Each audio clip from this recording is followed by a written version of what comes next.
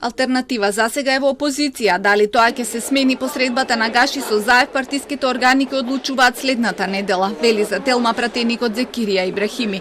Прифаќањето на понудата на Заев да се сретнат за сопартиците на Гаши не е вест, затоа што вела дека двајцата лидери и досега се среќавале.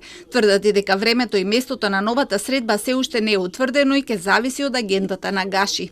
До сега што зборуваме немаме никаква понуда, ниту сме имале барање или молба од нас или пак покана од нив за приклучување кон владиното мнозинство. Сега за сега алтернатива е опозицијска партија. Има ли шанси тоа да се смени? Какво е расположението во партијата? Па не можам да ви тврдам, бидејќи не сме направиле и некој посебен скрининг на тоа како е расположението на членството на алтернатива.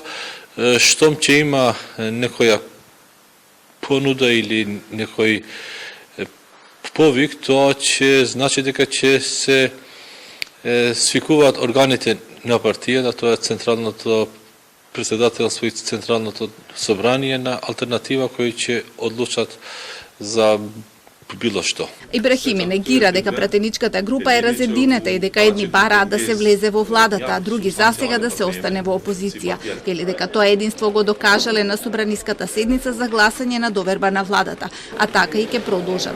За случувањето околу Кастриот Реџепи од Беса и неговите изјави, Ибрахими вели дека тој човек не треба да се сваќа сериозно. Реџепи вчера изјави дека Беса се уште дел од владата, а тоа денеска го потврди премиерот. Рече дека собранието ја нема констатирано оставката на министерот за земјоделство Риадит Хоџа, ниту пак на другите раководни лица од Беса. Затоа е логично да се каже дека се уште се дел од владата. Од Беса деновиве се недостапни за медиумите.